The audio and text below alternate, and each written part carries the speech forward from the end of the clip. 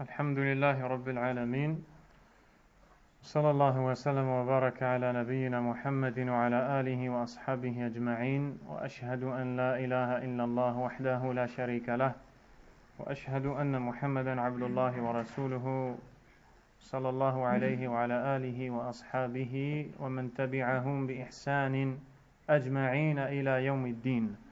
أما بعد، فهذه الليلة ليلة 30 من شهر محرم عام 1436 من هجرة النبي صلى الله عليه وسلم. الموضوع موضوع عام يحتاج إليه المسلمون عامة، وهو متعلق بذكر الله عز وجل وذكر فضائله وأهميته. Nous sommes le 22 novembre 2014 et ce soir nous traitons un sujet global dont l'ensemble des musulmans a besoin, puisqu'il est en relation avec le rappel d'Allah subhanahu wa ta'ala, son importance et les mérites du rappel d'Allah tabaraka wa ta'ala. Et lorsque nous disons le rappel d'Allah, nous entendons par ce rappel le fait de mentionner le nom d'Allah avec la langue, de citer le nom d'Allah subhanahu wa ta'ala, que ce soit à travers les paroles qui nous sont enseignées, subhanallah, alhamdulillah, Allahu akbar, la hawla wa la quwwata illa billah, astaghfirullah, et toutes ces paroles que l'on dit qui ont pour but de proclamer la grandeur d'Allah azza wa jal, de le reconnaître à sa juste valeur, subhanahu wa ta'ala. Ça peut aussi être la lecture du Coran. Ça peut aussi être, si on parle de manière plus générale, toutes les paroles qui plaisent à Allah, subhanahu wa ta'ala, comme répandre le salam, ou bien dire de bonnes paroles, et toute autre chose qui entre dans l'évocation d'Allah. Si on élargit la sphère, quand on parle du rappel d'Allah azza wa jal, on parle aussi des actes, des actions. As-salat, dhikrun lillah. As-siyam, dhikrun lillah. La prière est un rappel d'Allah. Le jeûne est un rappel d'Allah, subhanahu wa ta'ala. Et si on élargit encore cette même sphère, on peut même entrer dans le rappel d'Allah les actes du cœur, c'est-à-dire ce qui est dans le cœur, la peur d'Allah, l'amour d'Allah, la crainte d'Allah, la confiance en Allah, la sincérité, toutes ces choses qui viennent du cœur. Toutes ces choses-là sont le rappel d'Allah subhanahu wa ta'ala. J'ai entre mes mains un livre qui s'intitule Fiqhu al-Ad'iyati wal-Adhkar, la compréhension saine des invocations et des formules de rappel, dont l'auteur est le Cheikh Abdul Razzaq ibn Abd al-Muhsin al-Abbad, qu'Allah azza wa jal le préserve, ainsi que son père. C'est un enseignant mudarris fil masjid al-Nabawi, dans la mosquée du prophète Mohammed sallallahu alayhi wa sallam, et il est doué particulièrement dans ce domaine, dans l'explication des versets, tafsir, également dans l'explication des noms d'Allah tabaraka wa ta'ala, ou bien encore l'explication de toutes ces formules de rappel. Il a donné énormément de temps à ces choses, et Allah tabaraka wa ta'ala lui a accordé une grande facilité et lui a donné son assistance, puisque le livre que j'ai entre mes mains à la base est composé de 4 volumes, et à l'introduction le Cheikh Abdul Aziz ibn Baz rahimahullah ta'ala a fait une lettre de recommandation dans laquelle il vante les mérites de ce livre et de son auteur. Le but de notre assise, c'est de lire certains passages de ce livre afin de voir l'importance du rappel d'Allah subhanahu wa ta'ala. Le Cheikh Abdul Razzaq ibn Abd al-Muhsin al-Abbad, qu'Allah le préserve, ainsi que son père, commence dans ce livre par l'importance et le mérite du rappel d'Allah. Ahammiyatu dhikr wa fadluh. Car c'est vrai que des fois, nous avons tendance à croire que les choses les plus importantes sont les actes apparents, en oubliant l'importance de ce que la langue peut ramener comme hasanat. On oublie que la langue, comme vous allez le voir, peut amener énormément de hasanat à la personne. Et ce rappel dans lequel on prononce les noms d'Allah Azza wa Jal, on loue Allah subhanahu wa ta'ala, a un effet immense sur le cœur de la personne. Et il a un effet immense sur la vie de la personne.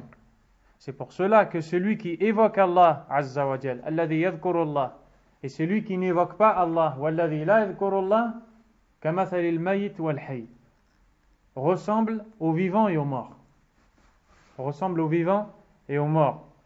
Et d'ailleurs, quand le prophète sallallahu alayhi wa sallam a dit La taj'alu buyutakum qubura, ne faites pas de vos maisons des tombeaux. Pourquoi est-ce qu'il a dit ça? Parce que dans les tombes, on ne va pas dans les tombes pour réciter le Coran. Donc, il dit que si tu ne fais pas de rappel d'Allah, dhikrullah fi baytik, ta maison est comme une tombe. Le Cheikh Abd al-Razzaq, dans un cours auquel Allah m'a facilité d'assister, a ajouté une chose en disant, et nous disons que celui qui n'évoque pas Allah tabaraka wa ta'ala, son cœur est comme un cadavre dans une tombe qui est sa poitrine. Donc vous voyez l'importance du rappel d'Allah Azza wa Jal. Qala al-Shaykh alladhi la yadhkuru Allah qalbuhu mayyit ka'annahu jutha jasad mayyit badan mayyit fi qabr wa hadha al-qabr huwa sadruhu. Il dit hafidhahullah ta'ala que aucun musulman n'ignore l'importance du rappel d'Allah Azza wa Jal et de l'importance du rappel d'Allah et ses nombreux mérites. Et nous savons que le rappel d'Allah fait partie des actions les plus utiles. Dhikrullahi Azza wa Jal min anfa'il a'malil muqarribati ila Allah Azza wa Jal. Le rappel d'Allah fait partie de ce qui rapproche le plus le serviteur de son Seigneur. Subhanahu wa ta'ala. Allah tabaraka wa ta'ala a ordonné dans le Coran de rappeler Allah, d'évoquer Allah Azza wa Jal sans arrêt. Il dit par exemple Ya ayyuhalladhina amanu dhkurullaha dhikran kathira. Ô vous qui avez eu la foi, évoquez Allah d'un rappel abondant ou de façon abondante. Donc Allah Azza wa Jal ne s'est pas contenté de nous ordonner d'évoquer son nom, mais plus encore, d'évoquer son nom abondamment, sans cesse. D'où l'existence de toutes ces du'as, toutes ces invocations. L'invocation quand tu entres chez toi, quand tu sors, avant de dormir, quand tu te lèves, l'invocation de la matinée, ou bien les invocations de la soirée, en entrant à la mosquée, en sortant, après la prière, en mettant un vêtement, en ayant un vêtement neuf, en se mariant, en ayant les premiers rapports avec l'épouse, ou tous les rapports du moins, avec l'épouse, en mangeant, en entrant aux toilettes, en sortant des toilettes, en marchant vers la mosquée. Subhanallah. Il n'y a pas une situation où on ne te demande pas d'invoquer Allah, tabaraka wa ta'ala. Et nous demandons à Allah de nous donner son aide, afin de mettre en pratique ce dont nous sommes en train de parler. Donc Allah nous a demandé d'évoquer son nom abondamment. Et il est triste de voir qu'il existe des musulmans qui non seulement n'évoquent pas Allah abondamment, mais plus encore, pendant la prière, ils n'évoquent pas Allah abondamment.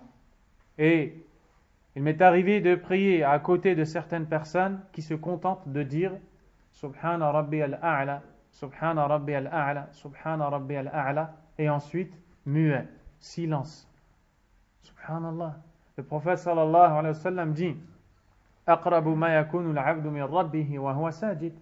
Le moment où le serviteur est le plus proche de son Seigneur, c'est celui de la prosternation. le moment où il est le plus proche d'Allah tabaraka wa ta'ala, il reste muet et ne demande rien à Allah subhanahu wa ta'ala. Il existe aussi des personnes qui ont complètement oublié de demander à Allah tabaraka wa ta'ala. Il va rechercher sa subsistance, al-rizq, travail, il va rechercher ce dont il a besoin, il ne demande pas à Allah tabaraka wa ta'ala. Il va faire quelque chose, il ne demande pas l'aide d'Allah, il ne demande pas la réussite d'Allah azza wa jal. Il a des problèmes, il ne demande pas à Allah tabaraka wa ta'ala de l'aide. Wallahi, il existe des gens qui ont oublié d'invoquer Allah. Et Allah azza wa jal a dit dans le Coran: وَلَا تَكُونُوا كَالَّذِينَ نَسُوا اللَّهَ. Et ne soyez pas comme ceux qui ont oublié Allah. فَأَنْسَاهُمْ أَنفُسَهُمْ. Il leur a fait oublier leur propre personne. Ça ne veut pas dire qu'ils ont oublié leur nom, leur identité, leur village, leur pays.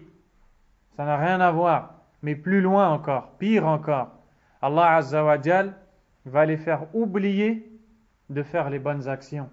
Ils vont vivre dans cette vie inutilement. Wal'iyadhu billah. Allah Azza wa Jal a aussi dit: فَإِذَا قَضَيْتُم مَّنَاسِكَكُمْ فَاذْكُرُوا اللَّهَ كَذِكْرِكُمْ آبَاءَكُمْ أَوْ أَشَدَّ ذِكْرًا. Lorsqu'il parle de manasik al-hajj, des rites du pèlerinage, et vous savez que le pèlerinage est une action où on ne cesse d'invoquer Allah et d'évoquer son nom, Azza wa Jal. Et pourtant, après l'accomplissement du pèlerinage, بعد أداء الحج أمرنا بكثرة الذكر. Allah nous a ordonné de l'évoquer abondamment. Il dit ce qui veut dire: quand vous avez terminé vos rites, invoquez Allah, comme si vous appelez ou vous évoquez vos pères, ou plus encore. Et le ou ici, aou, a le sens de bel, c'est-à-dire bien plus encore. Donc Allah tabaraka wa ta'ala dit aux croyants: invoquez Allah plus que vous invoquez vos pères. Vous évoquez, vos pères. ويقول تعالى: الذين يذكرون الله قياما وقعودا وعلى جنوبهم. Il dit ce qui veut dire ceux qui évoquent Allah debout, assis et couchés sur leur côté, sur leur flanc. Donc dans toutes les situations, quand ils sont debout, ils évoquent Allah. Quand ils sont assis, ils évoquent Allah. Quand ils sont allongés, ils évoquent Allah. Regardez, celui qui est malade, est-ce qu'il a le droit d'arrêter la prière? Il n'a pas le droit d'arrêter la prière. Même s'il est muet, aveugle, même s'il est handicapé, à un point il ne peut plus bouger, il est paralysé, il a l'obligation de prier. Pourquoi? Parce que cette prière est le rappel d'Allah tabaraka wa ta'ala. Et personne ne peut se passer du rappel d'Allah azza wa jal. Il dit également: وَالذَّاكِرُونَ اللَّهَ كَثِيرًا وَالذَّاكِرَاتِ أَعَدَّ اللَّهُ لَهُمْ مَغْفِرَةً وَأَجْرًا عَظِيمًا. Ceux qui évoquent Allah abondamment parmi les hommes et les femmes, Allah leur a préparé un pardon et une immense récompense. Donc voici quelques versets dans lesquels Allah tabaraka wa ta'ala nous donne l'ordre d'évoquer constamment et abondamment son nom subhanahu wa ta'ala. Car le serviteur d'Allah azza wa jal a besoin constamment d'Allah. Il a tout le temps besoin d'Allah, tout le temps besoin de demander à Allah, tout le temps besoin de l'aide d'Allah, de la réussite d'Allah. S'il a des problèmes, la solution est chez Allah. S'il a un souci, la dissipation de ce souci est chez Allah. S'il a une demande, seul Allah peut lui accorder. Donc il a tout le temps besoin de demander à Allah, de citer le nom d'Allah subhanahu wa ta'ala. Et s'il n'évoque pas Allah et son nom, alors il regrettera. Car il perdra dans ce bas monde le bienfait qu'apporte le rappel d'Allah, dont nous allons parler, Inch'Allah, qui est la quiétude, la vie paisible et toutes ces choses que nous allons lire, Inch'Allah. Mais encore, il perdra les hasanat qu'il s'est privé de gagner juste en bougeant sa langue, et quand il rencontrera Allah subhanahu wa ta'ala, il regrettera. Et c'est pour cela que Abu Huraira radiyallahu anhu rapporte, comme cela est cité dans le Sunan de l'imam Abu Daoud rahimahullah, c'est un recueil de récits prophétiques, que Abu Huraira, le compagnon du prophète sallallahu alayhi wa sallam, rapporte du prophète sallallahu alayhi wa sallam qu'il a dit, alaykum salam, ma min qawmin jalasu majlisan wa tafarraqu minhu lam yadhkuru Allah fi illa ka'annama tafarraqu an jifati himar wa kana alayhim hasratan yawm al-qiyamah. Allahu musta'an. Il dit, pas un groupe de personnes ne s'assoit puis se sépare après cette assise sans y avoir évoqué le nom d'Allah tabaraka wa ta'ala, sans que ces gens ne soient comme ceux qui étaient assis autour du cadavre d'un âne. Et le jour du jugement dernier, ce sera pour eux une source de regret. Qu'est-ce que cela veut dire?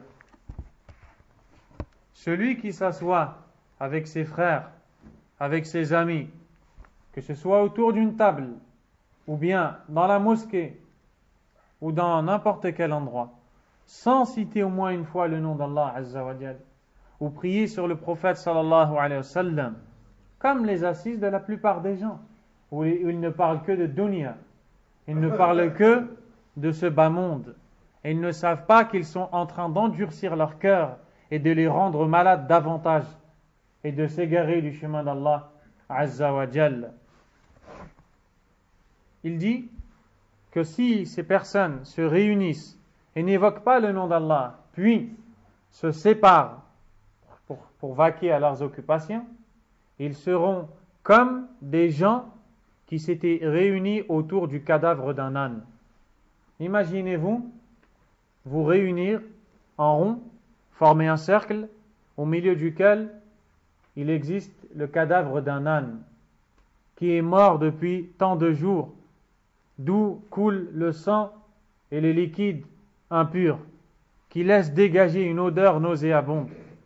Imaginez-vous rester comme ça pendant 2 heures, pendant 3 heures, toute la nuit, autour d'un âne qui sent mauvais, puis se lever et partir. Est-ce que quelqu'un est capable de rester à côté d'un âne pendant 1 heure, pendant 2 heures, pendant 3 heures, toute la nuit? Eh bien, celui qui pendant 1 heure, pendant 2 heures, pendant 3 heures, toute la nuit, n'évoque pas Allah tabaraka wa ta'ala, est exactement comme celui qui est resté devant le cadavre d'un âne, une assise inutile.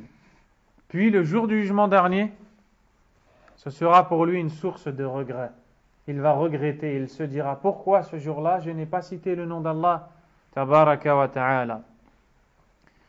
Dans la sunna du prophète sallallahu alayhi wa sallam, nous retrouvons un nombre considérable de récits prophétiques qui nous montrent l'importance du rappel d'Allah subhanahu wa ta'ala.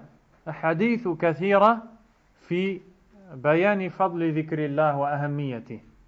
À titre d'exemple, l'imam al-Tirmidhi rahimahullah ainsi que l'imam Ibn Majah et l'imam al-Hakim ont rapporté un hadith jugé authentique par l'imam al-Albani rahimahullah selon Abu Darda radiyallahu anhu قال رسول الله صلى الله عليه وسلم ألا أنبئكم بخير أعمالكم وأي أخبركم بخير أعمالكم وأزكاها عند مليككم أي أطهرها وأرفعها في درجاتكم وخير لكم من إنفاق الذهب والورق هو الفضة وخير لكم من أن تلقوا عدوكم عليكم السلام فتضربوا أعناقهم ويضربوا أعناقكم يعني خير من القتال قالوا بلى يا رسول الله قال ذكر الله. Le prophète sallallahu alayhi wa sallam a dit: ne vais-je pas vous informer des meilleurs de vos actions, des plus pures chez votre maître, c'est-à-dire chez Allah Azza wa Jal, de celles qui vous élèveront le plus en degrés, qui sont meilleures pour vous que de donner en aumône de l'or et de l'argent, qui sont meilleures pour vous que de rencontrer l'ennemi, de lui frapper le cou, ou qu'il vous frappe votre cou, c'est-à-dire meilleur que combattre, que le combat de l'ennemi. Et ici, le combat qui est cité, c'est le combat nafila, c'est-à-dire surérogatoire, pas celui qui est légiféré de manière obligatoire et qui respecte ses conditions.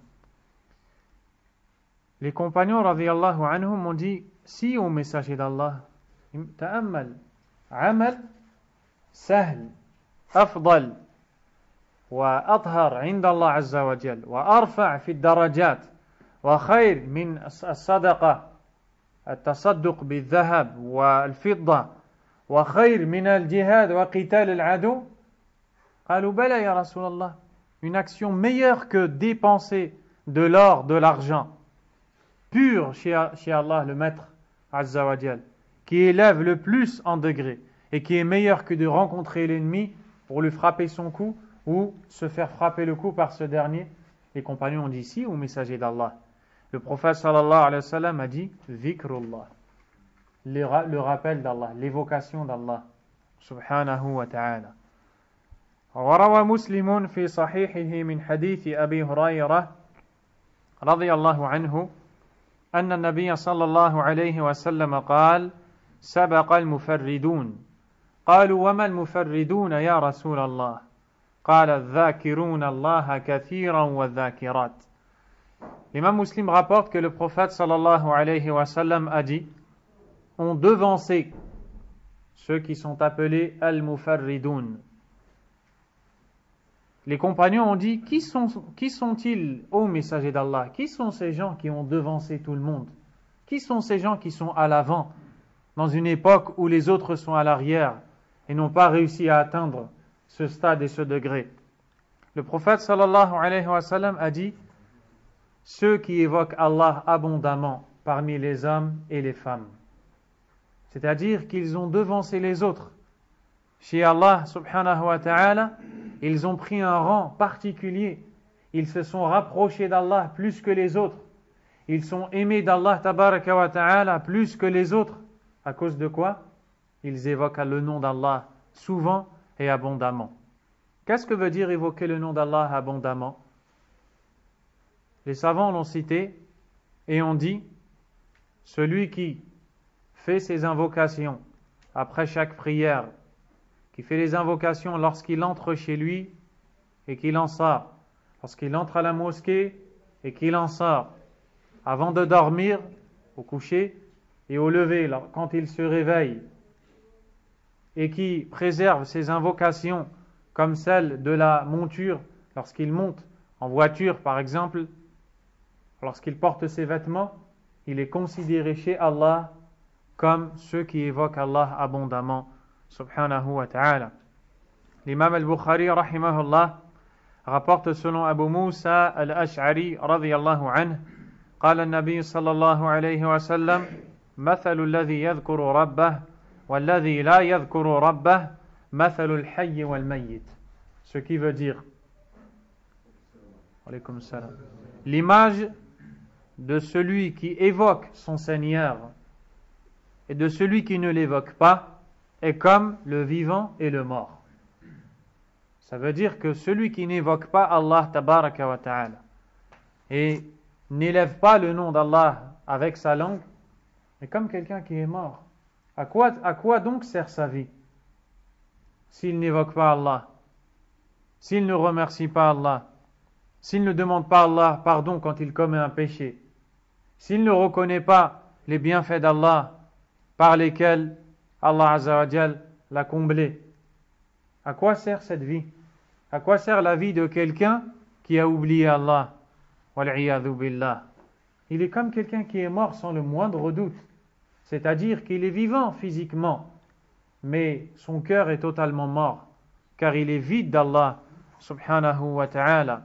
Donc, cette personne va se soucier rapidement, va s'inquiéter rapidement, va s'attrister rapidement, va s'angoisser rapidement, le moindre problème qui va être rencontré par cette personne va être vu par celle-ci comme une calamité immense sans solution. Pourquoi? Parce que le cœur est vide. Le cœur n'est pas en compagnie d'Allah, tabaraka wa ta'ala. Et c'est ce qui fait la différence entre une personne et une autre, qui ont le même problème, pourtant une se suicide et l'autre sourit. Pourquoi? Parce que celle qui sourit rappelle Allah, tabaraka wa ta'ala, et alors Allah lui donne la quiétude, la tuma'nina, dont elle a besoin.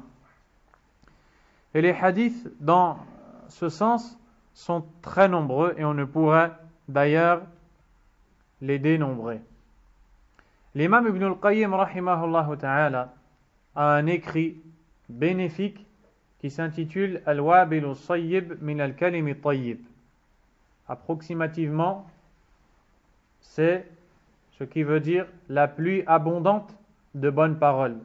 Dans cet écrit, il a parlé du dhikr, du rappel d'Allah subhanahu wa ta'ala, et a cité les intérêts du dhikr, et il en a cité plus de 100. ذكر أكثر من 100 فائدة من فوائد ذكر الله سبحانه وتعالى. Cheikh Abd al-Razzaq hafidhahullah a dit: une seule est suffisante pour évoquer Allah. Que dire alors si elles sont toutes réunies?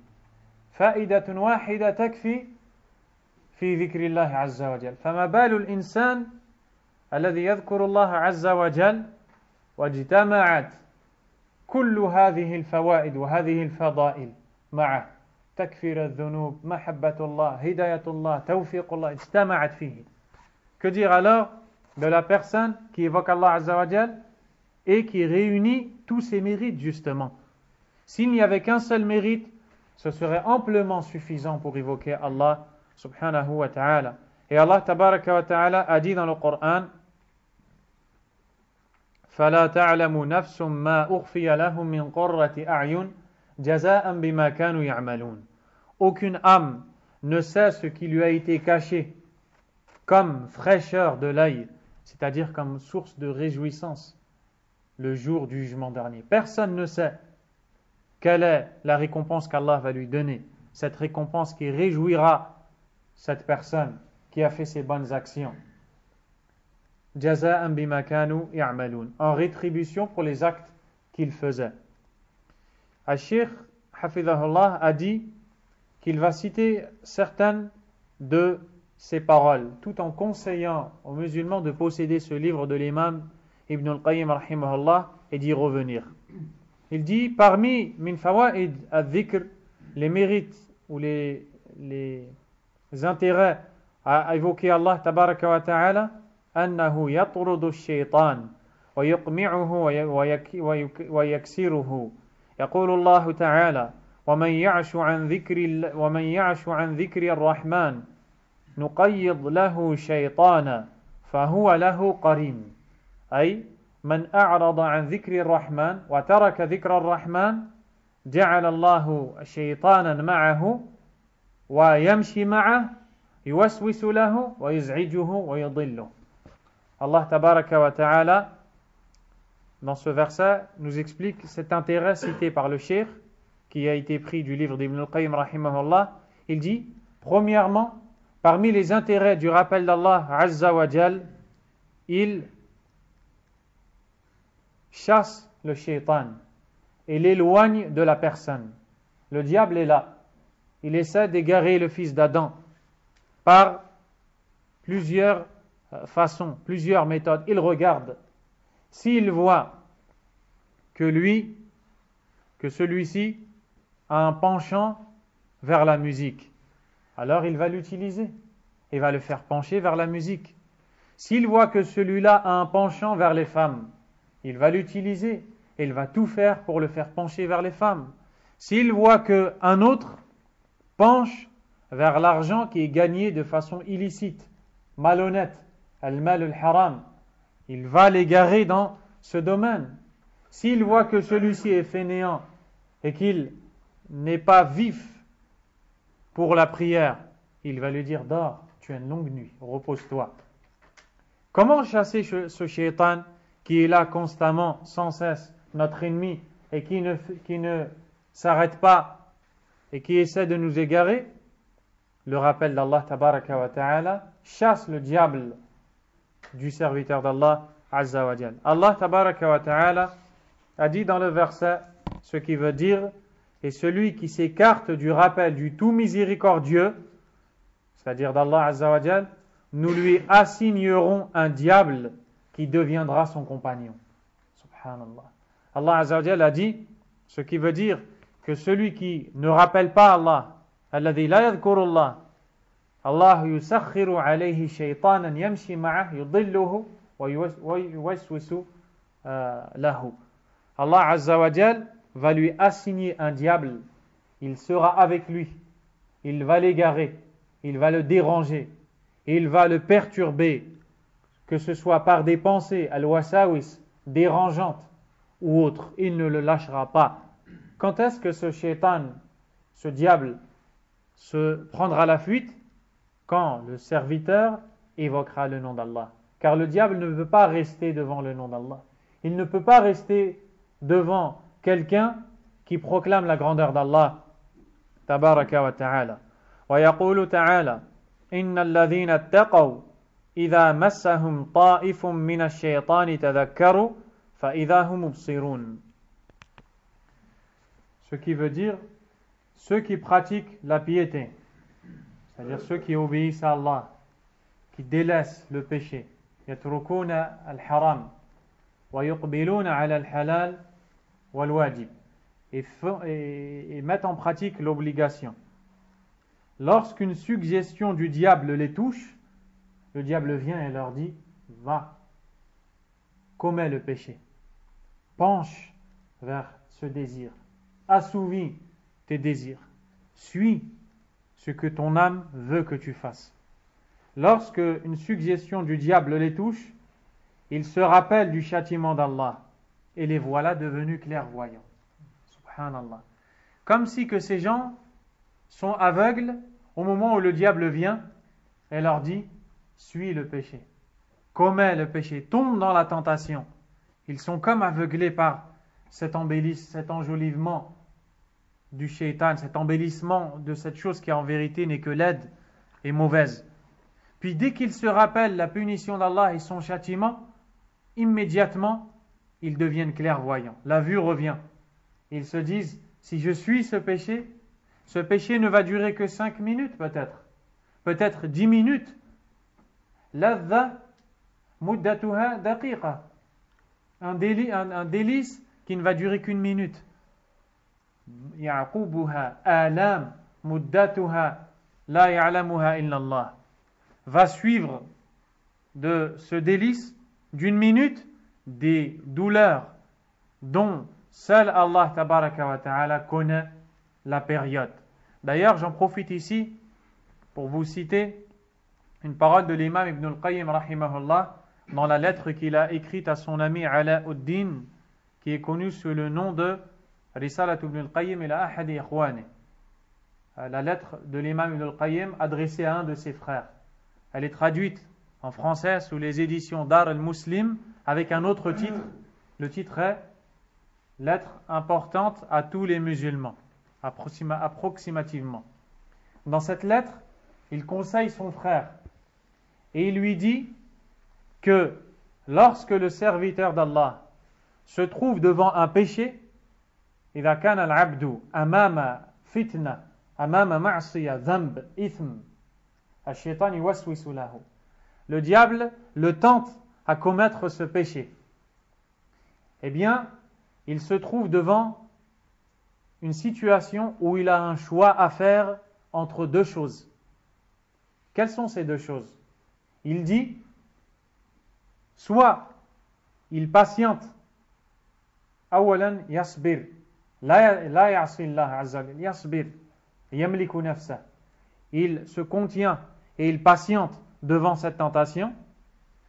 Donc, il va se priver d'un délice éphémère et dont la durée est courte, pour avoir en échange un délice éternel, et bien mieux encore.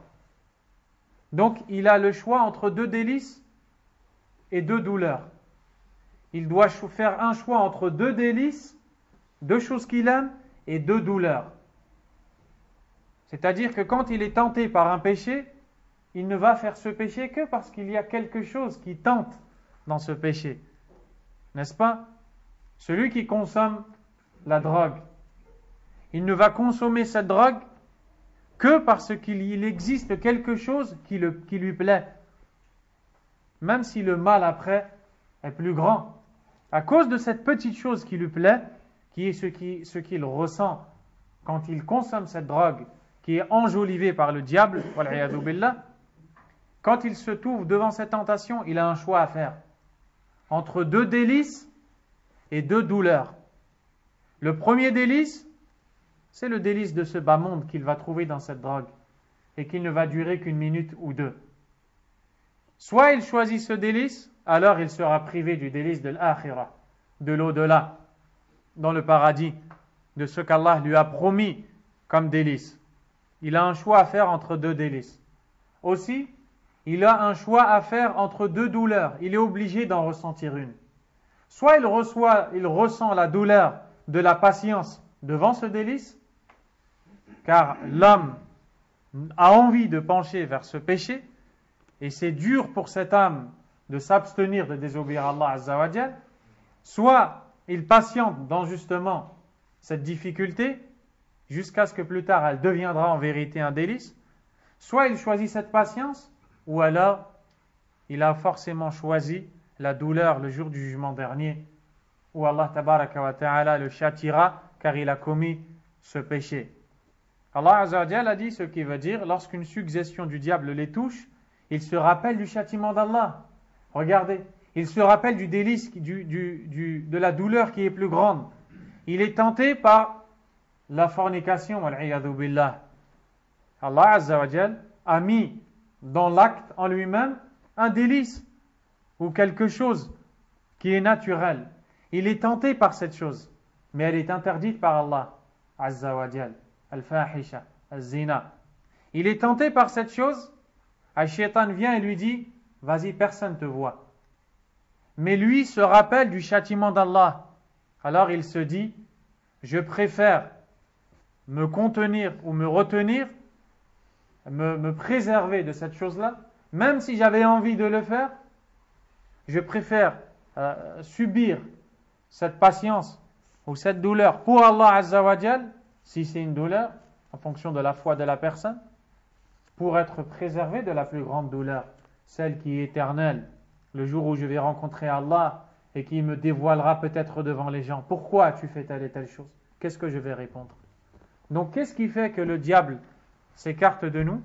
Le rappel d'Allah, tabaraka wa ta'ala.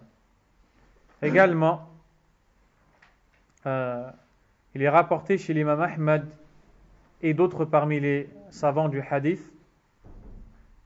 que Al-Harith Al-Ash'ari, radiyallahu anhu, un compagnon, a rapporté du prophète sallallahu alayhi wa sallam qu'il a dit, قال إن الله سبحانه أمر يحيى بن زكريا بخمس كلمات. Allah, exalté soit-il, a ordonné à Yahya, le fils de Zakaria, un prophète, de prononcer 5 paroles. أن يعمل بها, de les mettre en pratique, ويأمر بني إسرائيل أن يعملوا بها, et d'ordonner au peuple des Banu Israël, la descendance du prophète Ya'qub, alayhi salam, de les mettre en pratique, car lui a été envoyé à ce peuple. وَإِنَّهُ كَادَ أَنْ يُبَطِّئَ بِهَا, et lui a tardé justement, a failli tarder d'appeler son peuple à ces paroles-là qu'Allah Azza wa Jal lui a ordonné. تأخر. فقال له عيسى عليه السلام, quand Isa lui a dit, le prophète Jésus, Isa alayhi salam lui a dit, Inna Allah amaraka bi khamsi kalimat, Allah t'a ordonné 5 paroles, 5 mots. لِتَعْمَلَ بِهَا, que tu les mettes en pratique, وَتَأْمُرَ بَنِي إِسْرَائِيل أَنْ يَعْمَلُوا بِهَا, et que tu ordonnes, tu donnes l'ordre aux enfants d'Israël de les mettre en pratique. فَإِمَّا أَنْ تَأْمُرَهُمْ وَإِمَّا أَنْ آمُرَهُمْ. Soit tu leur donnes l'ordre qu'Allah t'a donné, ou bien c'est moi qui vais le faire, car il a tardé quelque peu. فقال يحيى أخشى إن سبقتني بها أن يخسف بي أو أعذب. Yahya a répondu, Yahya c'est Jean. Yahya a répondu à Isa, Jean-Baptiste, a répondu à Isa alayhi salam, à Jésus, j'ai peur que si tu prononces ces paroles avant moi, on ne m'engloutisse sous la terre, ou bien qu'on me châtie. فَجَمَعَ النَّاسِ فِي بَيْتِ الْمَقْدِسِ. Alors, Yahya alayhi salam a réuni les gens dans la maison sacrée en Palestine. فَامْتَلَأَ الْمَسْجِدِ. La mosquée s'est remplie. وَقَعَدُوا عَلَى الشُّرَفِ. Et ils se sont assis aux abords de la mosquée. فَقَالَ إِنَّ اللَّهَ أَمَرَنِي بِخَمْسِ كَلِمَاتٍ. Et il a dit à son peuple, Allah m'a ordonné 5 paroles. أَنْ أَعْمَلَ بِهِنْ. Il m'a ordonné de les mettre en pratique. وَأَمُرَكُمْ أَنْ تَعْمَلُوا بِهِنْ. Et de vous ordonner à vous aussi de les mettre en pratique. Puis il a cité ces 5 choses. La première chose qu'il a citée, أَمُرُكُمْ بِلَا إِلَهَ إِلَّا اللَّهِ. Je vous ordonne la pratique de la parole La ilaha illallah Azza wa Jal. Puis il a cité ces 5 certaines choses, parmi lesquelles la prière, également الصيام, le jeûne, l'aumône, الصدقة, ثم ذكر الخامسة. Puis il a cité la 5e chose, c'est celle qui est en relation avec notre sujet. فقال وآمركم أن تذكروا الله. Et je vous ordonne d'évoquer le nom d'Allah. فإن مثل ذلك كمثل رجل خرج العدو في أثره سراعا حتى إذا أتى على حصن حصين فأحرز نفسه منهم كذلك العبد لا يحرز نفسه من الشيطان إلا بذكر الله تعالى. Yahya dit à son peuple, je vous ordonne d'évoquer le nom d'Allah, car l'exemple de celui qui évoque le nom d'Allah est comme un homme dont l'ennemi est sorti à ses trousses. C'est comme un homme dont les ennemis sont sortis à ses trousses pour l'attaquer. Imaginez-vous une personne qui sort dehors et qui voit 1000 personnes courir vers lui pour le tuer, des ennemis. Il dit, puis il est parti se réfugier dans une citadelle, dans une forteresse, et il s'y est caché. L'ennemi n'a pas réussi à l'atteindre. C'est pareil pour celui qui évoque le nom d'Allah, Azza wa Jal. Avec ce rappel, il se préserve du mal du shaitan, du mal du diable. Subhanallah. L'imam Ibn al-Qayyim rahimahullah ta'ala a cité ce hadith dans le Wabil al-Sayyib et a dit هذا الحديث حديث عظيم الشأن. Ce hadith a une importance immense pour celui qui le médite. On y retrouve les choses les plus importantes. Donc, nous y trouvons justement l'importance du rappel d'Allah subhanahu wa ta'ala, puisqu'il protège du diable, de l'ennemi d'Allah tabaraka wa ta'ala. Celui qui rappelle le nom d'Allah Azza wa Jal va chasser le diable de lui. Al-Sheikh Abd al-Razzaq hafidahullah Azza wa Jal a dit, à l'image de quelqu'un qui tellement qu'il invoque le nom d'Allah et évoque le nom d'Allah tabaraka wa ta'ala, le diable au début était à côté de lui pour le tenter, pour essayer de l'égarer, mais tellement qu'il disait la hawla wa la quwwata illa billah, Allahu akbar, subhanallah, la ilaha illallah, a'udhu billahi minash shaitanir rajim. Il lit le Coran, il demande à Allah la guider, il demande à Allah la protection. Le shaitan au bout d'un moment ne peut plus résister, il rapetit, il devient comme un moineau. Il dit, il devient comme un moineau à côté de lui. Le moineau est le petit oiseau que vous voyez Il est minuscule. Est-ce qu'il va vous faire du mal? Est-ce qu'il peut vous toucher d'un mal? Il ne peut pas. Pareil pour celui qui évoque beaucoup le nom d'Allah subhanahu wa ta'ala. Abdullah ibn Abbas radiyallahu anhuma a dit: الشيطان جاثم على قلب ابن آدم فإذا سهى وغفل وسوس وإذا ذكر الله تعالى خنس. Il dit, le diable est assis, ou bien il est aux aguets sur le cœur de l'enfant d'Adam, c'est-à-dire de l'homme. Il est toujours là à essayer de l'égarer. Lorsque ce dernier, l'enfant d'Adam, yashu, est distrait, wa rafal, est touché par l'insouciance, waswas. À ce moment-là, le diable l'incite. Il l'incite à faire le mal.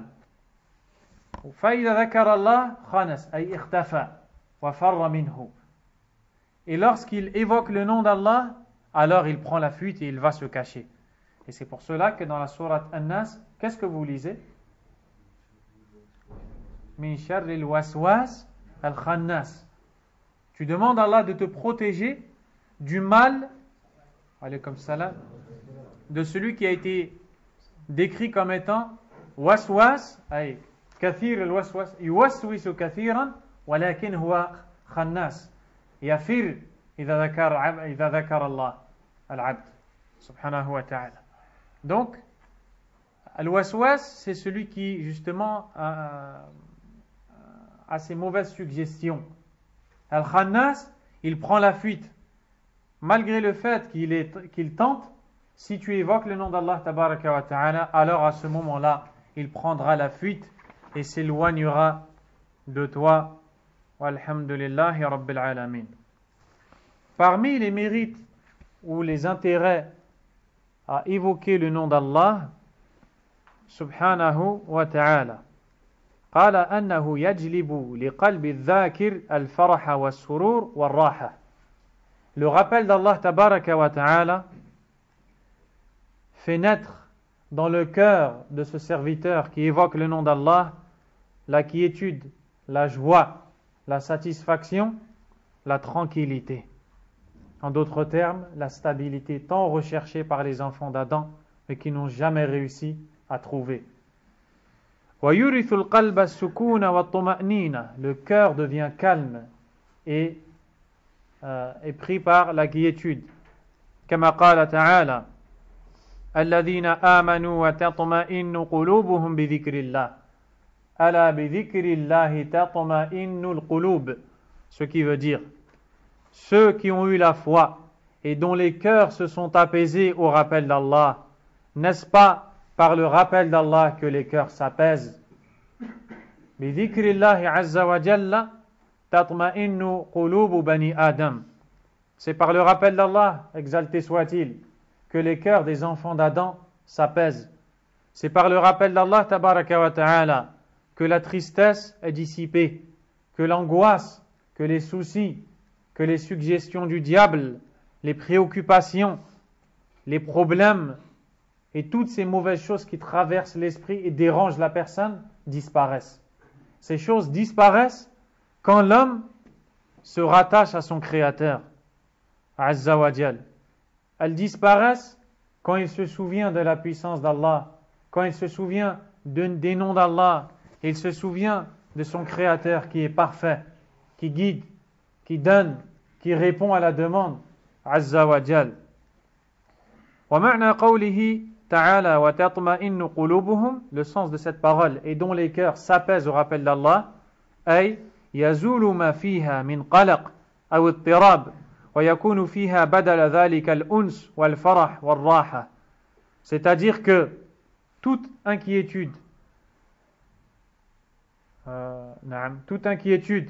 et excitation existante ou présente dans le cœur se voit dissipée, elle disparaît et laisse prendre place à la joie, la quiétude, le repos, la tranquillité. ألا بذكر الله تطمئن القلوب أي حقيق بها وحري ألا تطمئن لشيء سوى ذكره تبارك وتعالى. C'est-à-dire que il n'y a en réalité que le rappel d'Allah qui donne justement à ces cœurs ce calme, cette quiétude que les gens recherchent tant.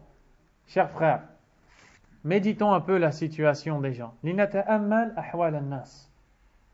Regardez comment ils sont excités, comme on dit, pour un rien. N'est-ce pas que il nous arrive dans des moments à s'exciter, à être dérangés pour des choses futiles? On grandit ces choses, on leur donne une importance qu'elles ne méritent pas. Pourquoi? Parce que le cœur est vide de ce calme dont il a besoin et qui vient avec le rappel d'Allah Azza wa Jal. À un point où on en tombe malade en réalité. Le cœur devient malade. Il est plein de mauvaises choses. Il est plein de souillures, d'impuretés, de mauvaises pensées, d'envie de désobéir. Et après, tu vois la personne qui commence à régresser, alaykoum salam, dans sa foi, dans son invocation d'Allah, et commence à grandir dans le nombre de péchés, s'éloigner d'Allah encore plus. Pourquoi? Parce qu'à la base, la personne n'a pas évoqué le nom d'Allah, subhanahu wa ta'ala. Et c'est pour ça que l'imam Ibn al-Qayyim, Ibn Taymiyyah, rahimahullah, a dit cette parole, méditez-la. الذكر للقلب مثل الماء للسمك فكيف يكون حال السمك إذا فارق الماء. Subhanallah. Il dit le rappel d'Allah pour le cœur est comme l'eau pour le poisson. Comment sera l'état du poisson qui sort de l'eau? Imaginez-vous le poisson qui sort de l'eau. Il va vivre?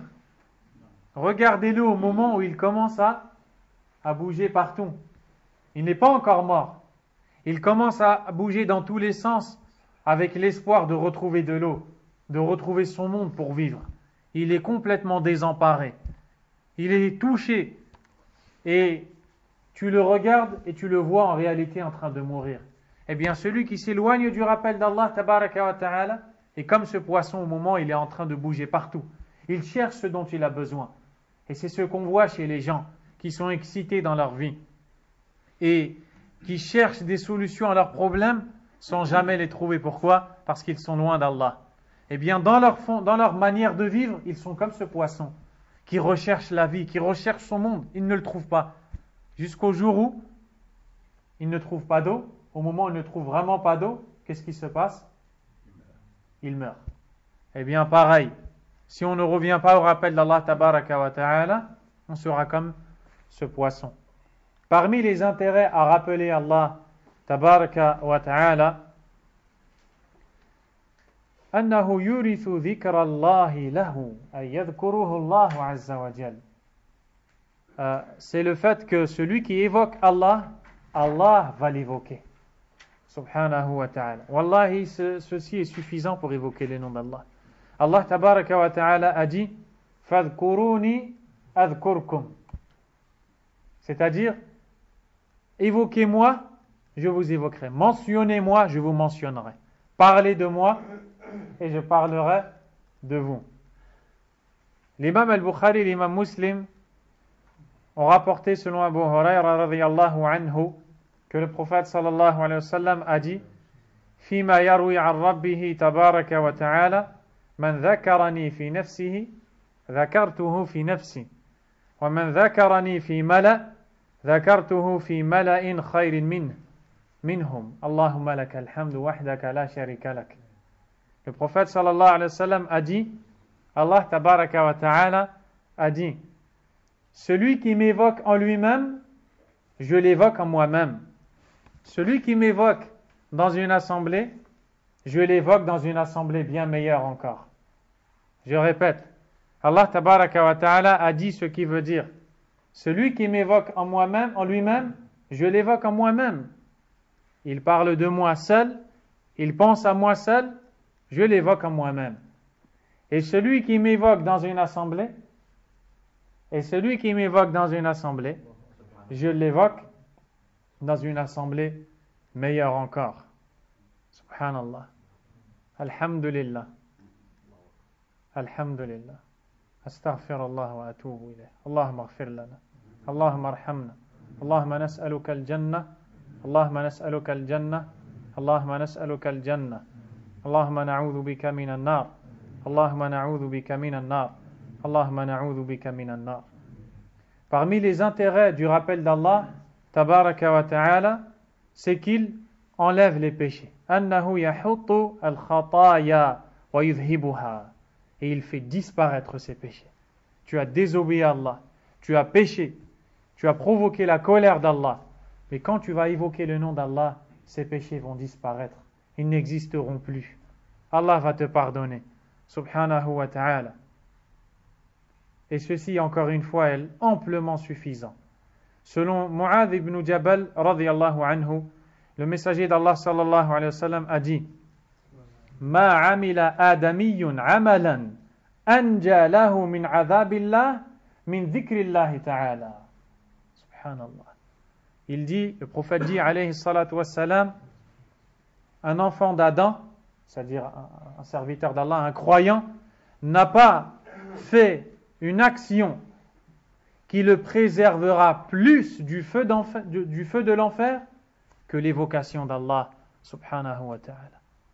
Ça veut dire que parmi les actes qui protègent le plus le serviteur d'Allah du feu de l'enfer, c'est qu'il est là avec sa langue et qu'il dit Astaghfirullah, Rabbighfirli, Allahumma arhamna, Allahumma ahdina, et il invoque Allah tabaraka wa ta'ala. Parmi les intérêts à évoquer le nom d'Allah Azza wa Jal, qu'Allah tabaraka wa ta'ala donne énormément de récompenses à celui qui évoque le nom d'Allah Azza wa Jal. Pensez-vous, chers frères, que l'un d'entre vous va citer le nom d'Allah, puis Allah Azza wa Jal va laisser passer tous ces moments où il a bougé sa langue pour citer le nom d'Allah? Pensez-vous qu'Allah tabaraka wa ta'ala va laisser perdre cette récompense? Jamais. Allah le consigne auprès de lui et l'enregistre pour récompenser ce serviteur le jour où il le rencontrera. Et alors, il le récompensera. Tabaraka wa ta'ala. Le rappel d'Allah est une chose légère dans la langue. Le Cheikh Abd al-Razzaq al-Abbad, hafidhahullah, qu'Allah le préserve, qu'Allah le récompense, qu'Allah le pardonne, qu'Allah l'introduise au paradis, lui et son père, le grand savant du hadith, Abdul Muhsin al-Abbad, qu'Allah Azza wa Jal les récompense, a dit que le mouvement de la langue qui est fait, harakatul lisan, li dhikrillah, pour le rappel d'Allah, subhanahu wa ta'ala, si on faisait le même nombre de mouvements avec le corps, on serait épuisé. On serait épuisé. On ne pourrait pas résister. Regardez la rahma d'Allah, tabaraka wa ta'ala. Avec la langue, on peut faire énormément de mouvements sans jamais être fatigué, sans jamais se lasser. Grâce à Allah, subhanahu wa ta'ala. Puis, écoutez un peu les récompenses que va gagner, certaines du moins, que va gagner celui qui évoque Allah Azza wa Jal. Dans les deux recueils de l'imam al-Bukhari et Muslim, Abu Huraira rapporte que le prophète sallallahu alayhi wa sallam a dit: Qala, man qala la ilaha illallah wahdahu la sharika lah, lahul mulku wa lahul hamdu wa huwa ala kulli shay'in qadir, fi yawmin mi'ata marra, kanat lahu idlu 10 riqab, ay ka'annahu a'taqa 10 min al-'abid. وكتبت له 100 حسنة ومحيت عنه 100 سيئة وكانت له حرزا أي حفظا من الشيطان يومه ذلك حتى يمسي حتى المساء ولم يأتي أحد بأفضل مما جاء به إلا رجل عمل أكثر منه. Le prophète sallallahu alayhi wa sallam a dit: celui qui dit, donc la parole que vous venez d'entendre, je vous donne directement le sens rapproché. Nulle autre divinité ne mérite réellement l'adoration en dehors d'Allah. À lui la royauté. Toutes les louanges lui reviennent de droit. Et il est omnipotent.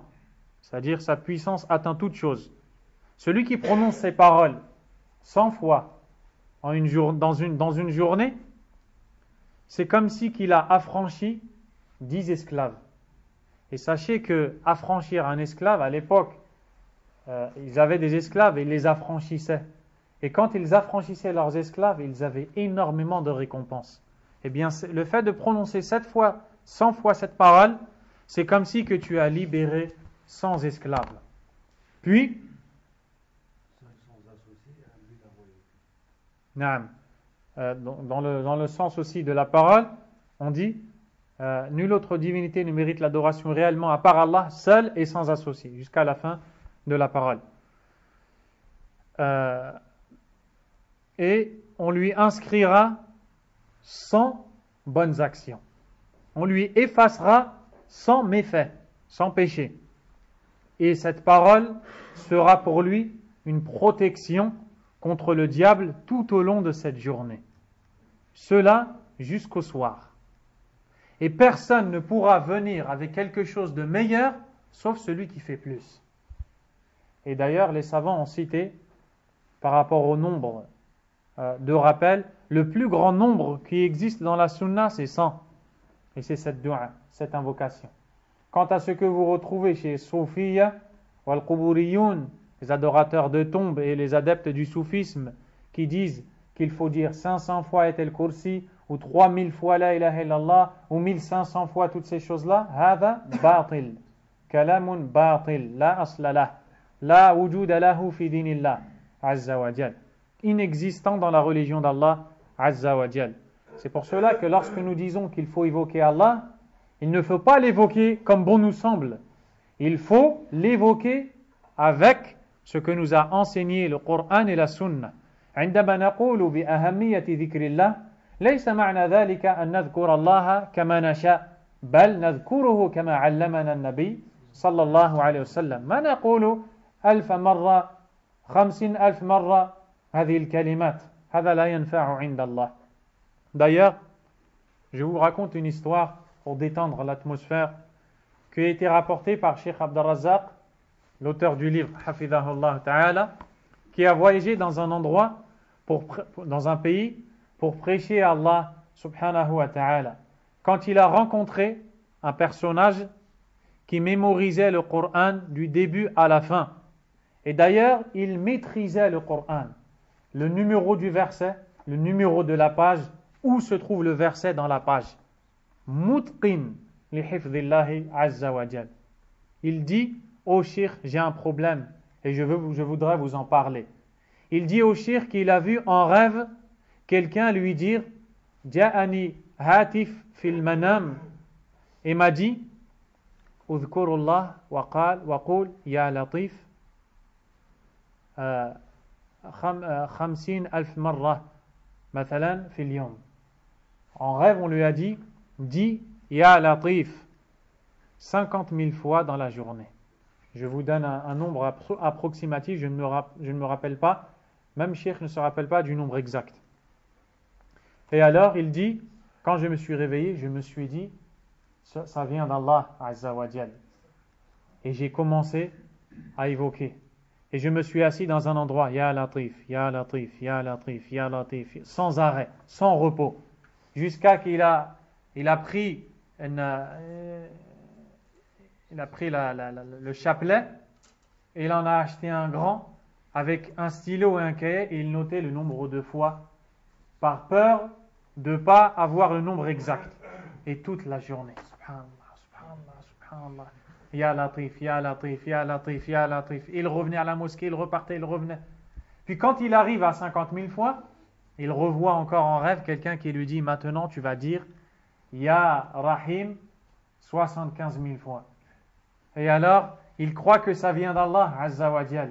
Et il commence Ya Rahim, Ya Rahim, Ya Rahim. Et il raconte ça au Cheikh. Et il lui dit Ya Cheikh, ana qaliq li'annani nasitu al-Qur'an. Il dit Ya Cheikh, je suis très inquiet car j'ai oublié le Coran. Le Coran dont il maîtrisait les versets, le numéro du verset, la page où se trouve le verset, le numéro de la sourate du Coran, il a tout oublié. Pourquoi? Car il a arrêté de lire le Coran et il a passé son temps, Ya Latif, comme les soufis, il a perdu son temps Résultat, il en a oublié le Coran. Le cheikh lui a dit Ja'aka shaytanun fil manam wa waswasa laka wa saddaqta wa gharrak wa adallak. Le cheikh lui a dit c'est un diable qui est venu dans tes rêves pour te faire cette suggestion que tu as suivie, et alors il a réussi à t'égarer et t'induire en erreur. Et il lui a dit Ya cheikh ka'annaka akhrajtani min sijn. Il dit oh cheikh, c'est comme si que tu m'as sorti de prison. Pourquoi? Car comme il voyait cette chose en rêve, il croyait que s'il arrête de prononcer ces paroles, alors comme cette chose vient d'Allah, Allah va le punir. Et donc c'est pour ça qu'il n'a pas arrêté. Et quand Cheikh lui a dit, c'est un diable, arrête de le suivre, il a dit Cheikh, tu viens de me sortir d'une prison. Donc tout ça pour vous dire, chers frères, que quand on dit invoquer Allah, évoquer Allah, pas comme chacun veut, mais comme c'est dans le Coran et dans la Sunna. Et on n'invoque pas Allah n'importe comment. Encore une fois, comme les adeptes du soufisme qui ont inventé des choses fatigantes dans le rappel d'Allah. Tabaraka wa ta'ala. L'imam al-Bukhari et Muslim ont rapporté que le prophète sallallahu alayhi wa sallam a dit Man qala subhanallahi wa bihamdi fi yawmin mi'ata marra, celui qui dans une journée dit 100 fois subhanallah wa bihamdi, même pas une minute peut-être pour le dire 100 fois, huttat khataya wa in kanat mithla zabadil bahr, ses péchés lui seront déposés. C'est comme si on lui enlèvera ce fardeau qui pèse lourd sur son dos. Ses péchés lui seront déposés, comme si qu'on avait une charge et que elle pèse sur notre dos, on a besoin de l'enlever et la déposer.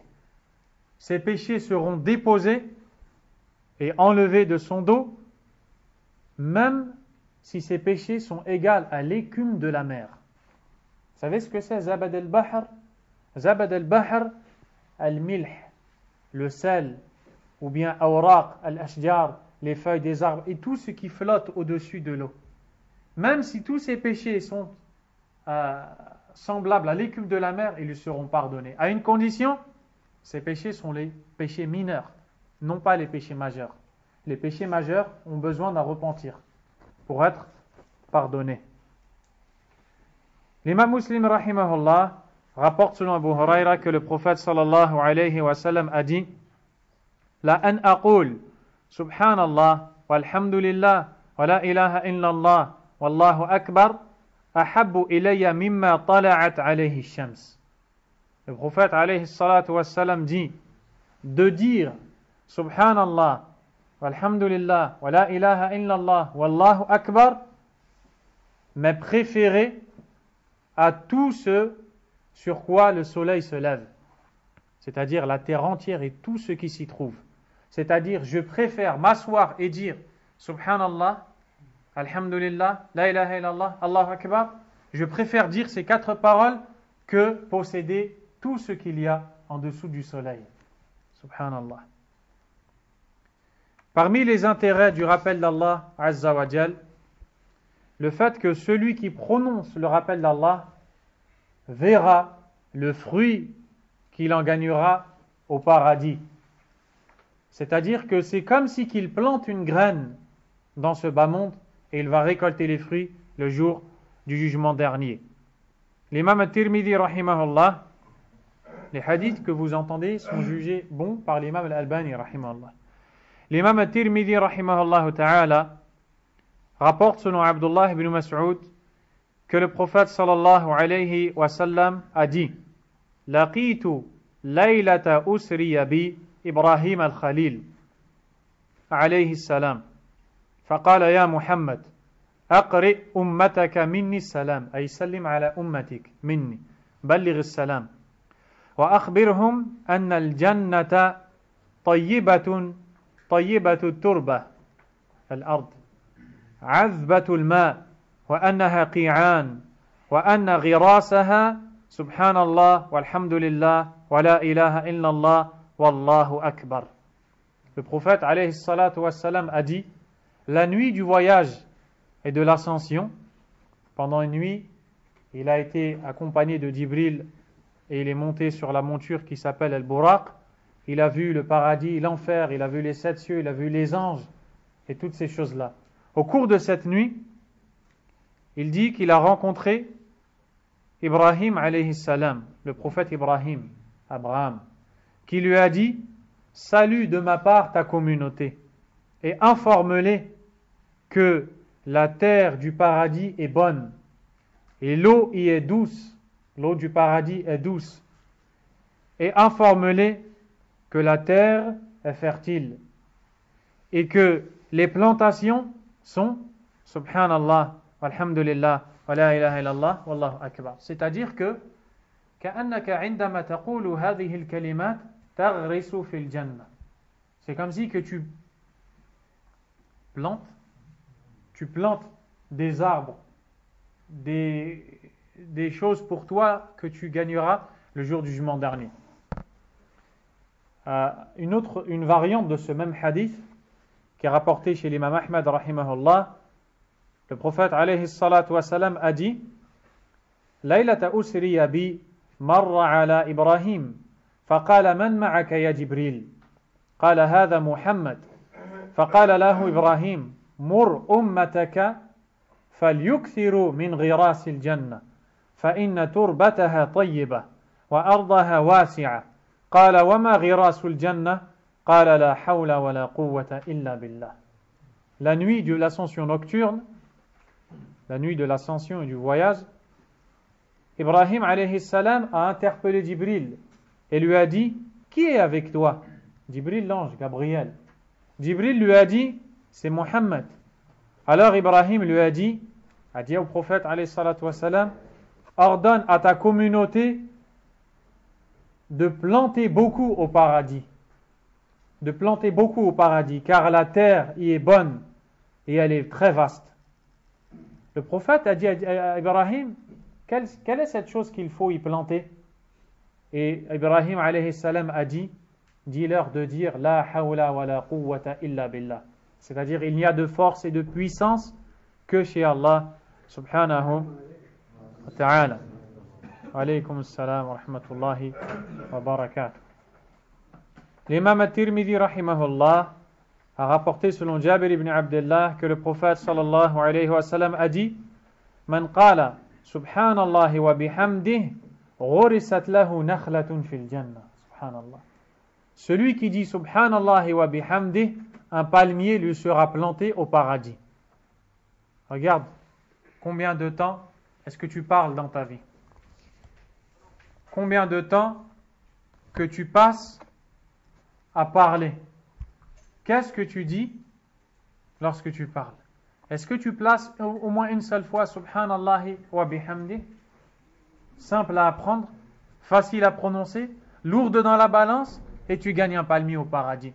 C'est pour ça que des gens viendront بعض الناس يدخلون الجنة فيرون النخيل لا يعرفون من أين جاءت فيقال لهم من قولك في الدنيا سبحان الله وبحمده. Ils verront d'énormes palmiers. Et quand on dit palmiers, ne croyez pas que ce sont les palmiers que vous voyez dans ce bas monde. Ce n'est que le nom qui ressemble. Mais l'arbre est totalement différent. Un palmier du paradis. Pour lui, énormément de palmiers. Il demandera pourquoi tous ces palmiers. On lui dira, sur terre tu disais subhanallahi wa bihamdi. Également le prophète alayhi salatu wassalam a dit Man qala subhanallahi al-azim nabata lahu gharsun fil jannah. Celui qui dit subhanallahi al-azim, une plantation apparaîtra pour lui au paradis. Parmi les intérêts du rappel d'Allah tabaraka wa ta'ala, an yakuna nuran lidhakir fi dunya wa nuran lahu fi qabrih wa nuran lahu fi ma'adih يسعى بين يديه على الصراط فما استنارت القلوب والقبور بمثل ذكر الله تعالى. Celui qui évoque le nom d'Allah, cette évocation, ce rappel du nom d'Allah Azza wa Jal, va lui donner un nour, une lumière. Attention, lorsque nous disons une lumière, ce n'est pas une lumière que l'on peut voir. comme la lumière que vous voyez au-dessus de vos têtes. Car les adeptes du soufisme disent que c'est une lumière réelle. Et donc, c'est-à-dire que celui qui évoque abondamment Allah, on voit son visage comme une lampe, une ampoule. Moi, personnellement, je n'ai jamais vu ça. Et ça n'existe pas d'ailleurs. La preuve, un hadith rapporté par l'imam Muslim, dans lequel Aïcha radiyallahu ta'ala anha nous dit, alaykum salam, une nuit, j'ai recherché le prophète sallallahu alayhi wa sallam après avoir remarqué qu'il n'était plus couché à côté de moi. Puis, dans l'obscurité de cette nuit, j'ai cherché avec ma main jusqu'au moment où ma main a touché ses pieds. Et là, je l'ai retrouvé, il était prosterné et il invoquait Allah Azza wa Jal. Les savants ont dit, ceci est une preuve que ce n'est pas une lumière que l'on peut vraiment voir, puisque celui qui est le plus illuminé est bien le prophète sallallahu alayhi wa sallam. Et pourtant, Aïcha radiyallahu anha a dû le chercher. Donc ceci est très important. Ça n'a rien à voir avec la religion d'Allah que de croire ça. Mais Ibn Taymiyyah rahimahullah a dit que c'est une chose que le croyant ressent. Il voit chez son frère. Il dit Hada munawwar. Il est illuminé. Il ne voit pas une véritable lumière, mais il voit quelque chose en lui. Alaykum salam. Allah Azza wa Jal fait briller, resplendir son visage, subhanahu wa ta'ala. Cette lumière l'accompagnera dans sa tombe quand il rencontrera Allah et quand il marchera sur le pont. Et là, ça sera une lumière réelle à ce moment-là. Allah Azza wa Jal a dit dans le Coran أَوَمَنْ كَانَ مَيْتًا فَأَحْيَيْنَاهُ وَجَعَلْنَا لَهُ نُورًا يَمْشِي بِهِ فِي النَّاسِ كَمَنْ مَثَلُهُ فِي الظُّلُمَاتِ لَيْسَ بِخَارِجٍ مِنْهَا. Dans ce verset, Allah tabaraka wa ta'ala a dit ce qui veut dire, est-ce que celui qui était mort et que nous avons ramené à la vie et à qui nous avons assigné une lumière grâce à laquelle il marche parmi les gens est pareil à celui qui est dans les ténèbres sans pouvoir en sortir? Ainsi on a enjolivé aux mécréants ce qu'ils œuvrent. Allah subhanahu wa ta'ala dans ce Coran, dans ce verset, a montré l'image de celui qui est mort, le kafir billah, le mécréant en Allah, dont le cœur est vide de la foi en Allah, vide du rappel d'Allah. Il est mort. Même s'il vit physiquement, il est mort dans son cœur. Sa vie est inutile. Est-ce que celui-ci, à qui on a redonné la vie, nous avons ramené à la vie, et à qui nous avons assigné une lumière grâce à laquelle il marche parmi les gens, c'est comme si qu'il était mort, puis d'un coup, on lui a redonné la vie. Non seulement on lui a redonné la vie, mais maintenant il a une lumière. Et avec cette lumière, il sait où marcher, car il voit le chemin à suivre. Est-ce que celui-ci est meilleur, ou bien celui qui marche dans le noir et qui n'a pas de lumière, et qui ne va jamais sortir de cette lumière? Imaginez-vous, chers frères, vous retrouvez dans un endroit obscur, fi makanin mudlim, la daw'a fihi, et quelle est la première chose que vous allez rechercher? Ibrahim, quelle est la première chose que tu vas rechercher si tu es dans un endroit où tu ne vois absolument rien, obscur? La première chose que vous allez tous rechercher, moi le premier, la lumière. C'est pour ça que chez vous, quand vous êtes dans le noir, qu'est-ce que vous faites? Avec votre main, vous cherchez l'interrupteur pour allumer la lumière, n'est-ce pas? L'homme a besoin. Il a besoin de cette lumière. Ici, on ne parle pas de la lumière qui est donnée par la lampe ou par l'électricité. On parle de la lumière du cœur, dont le cœur a besoin pour vivre. Et si ce cœur n'a pas cette lumière, alors il est complètement perdu. Et il est mort. Et c'est pour ça qu'Allah Azza wa Jalla a fait mention ici de la mort, car le cœur de celui qui n'évoque pas Allah est bien mort. Donc, dans la première partie du verset, on nous parle du croyant dont le cœur a été illuminé et auquel on a donné la vie. Le deuxième, l'insouciant qui se détourne du rappel d'Allah subhanahu wa ta'ala. Wa sha'nu kullu sha'n wal falahu kullu al falah fi an-nur wa shaqa'u kullu shaqa fi fawatih. Il dit la chose importante, c'est d'avoir justement ce nour d'Allah, cette lumière d'Allah Azza wa Jal. Et ce qui est grave, c'est de la perdre et de la laisser se perdre devant nous. C'est pour cela que le prophète sallallahu alayhi wa sallam demandait à Allah, à chaque fois qu'il allait à la mosquée, parmi les invocations, min du'a al-mashi ila al-masjid, an tas'al Allah an-nur, de demander à Allah tabaraka wa ta'ala d'être entouré par cette lumière. Et d'ailleurs, l'imam Muslim rahimahullah rapporte, selon Abdullah ibn Abbas radiyallahu anhuma, في ذكر دعاء النبي صلى الله عليه وسلم بالليل قال وكان في دعائه, il faisait partie de ses invocations de dire Allahumma ij'al fi qalbi noura, ô Allah, mets une lumière dans mon cœur, wa fi basari noura, une lumière dans ma vue, wa fi sam'i noura, une lumière dans mon ouïe, wa an yamini noura, une lumière à ma droite, wa an yasari noura, une lumière à ma gauche, wa fawqi noura, au-dessus de moi une lumière, wa tahti noura, en dessous de moi une lumière, wa amami noura, devant moi une lumière, wa khalfi noura, derrière moi une lumière, wa azzim li noura, et immensifie en moi cette lumière. قال كريب أحد رواة الحديث وسبعا في التابوت فلقيت بعض ولد العباس فحدثني بهن فذكر عصبي ولحمي ودمي وشعري وبشري. Et le fils de l'Abbas rapporte un ajout où il y a dans l'invocation mets une lumière dans mes nerfs, dans ma chair, dans mon sang, dans mes cheveux, dans ma peau. Allahu Akbar. Regardez le prophète alayhi salatu wassalam qui demande à Allah tabaraka wa ta'ala cette lumière sans cesse, car il ne peut s'en passer.